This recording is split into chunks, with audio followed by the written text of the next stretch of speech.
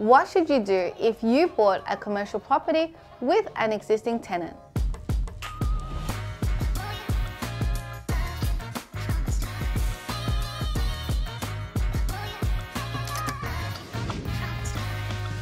Hey everyone, Kim Quach from Geotech, here for another video designed to help you become a better property investor. Commercial property investments can be highly complex because they have their own set of rules and things to consider when you compare it with residential properties.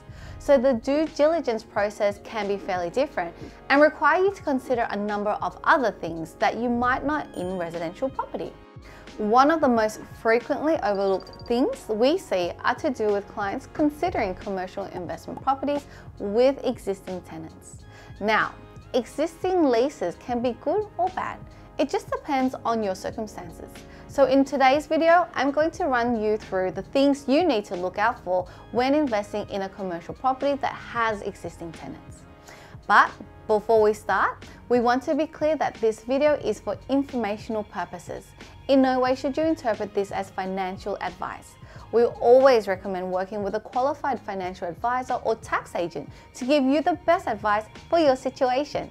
Alright, let's get started. As a property investor myself, I have never quite understood why so many investors still perceive buying commercial property as a higher risk because there are actually plenty of benefits. Arguably, one of the biggest benefits is that it promises higher potential returns in cash flow. Commercial rental yields range anywhere between 5 and 12%, and higher yields means more potential for positive cash flow. There's also potentially more rental stability because leases can generally be longer than residential leases. A lot of commercial property lease agreements also contain a fixed rental increase clause, and generally the increases are higher than inflation, ranging between 3 and 4%. But of course, you do need to weigh all these things up against factors like stricter mortgage terms, GST implications, and complex lease agreements. As I mentioned earlier, you also need to think about how having an existing tenant will impact your investment.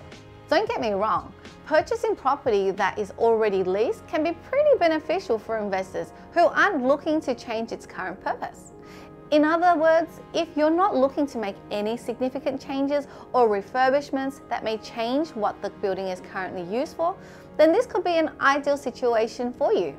The biggest benefit and the most obvious reason why investors like already tenanted spaces is that they have the opportunity to generate rental income from the get-go without the hassle of looking for tenants and the risk of having a vacant property.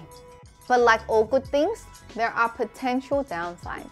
For example, buying a property with an existing lease agreement is not ideal if the rental rate is not competitive in the current market, or if the fixed rental increase clause will be detrimental to the future growth of your investment.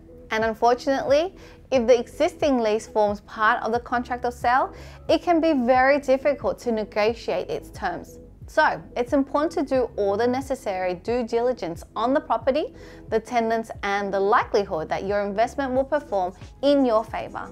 It's also super important to seek legal assistance when it comes to interpreting the terms of the contract, the flexibility to negotiate terms, and how you may be able to end the lease if you wanted to. You'll also need to be aware of what happens with the existing fit-out in the commercial property space. Once the lease comes to an end, it's possible you may need to return any assets that the tenants installed during fit-out. But this is obviously entirely dependent on what the lease agreement says. For example, if a commercial tenant vacates the property and doesn't remove the fit-out that they installed during the duration of their lease, the lease doesn't stipulate that the assets must be returned. You may be able to claim the remaining commercial property depreciation for the items or even the scrap value if you're looking to throw it out. If you're watching this video and have already decided to purchase a commercial property with an existing tenant, you may want to consider getting a quantity surveyor to help you understand what you could potentially claim in depreciation for further tax benefits. Claiming depreciation on commercial properties can be quite different because there are substantial tax benefits for both the commercial property owners and tenants. So you need to understand what you're allowed to claim and what's limited to the tenant's claim.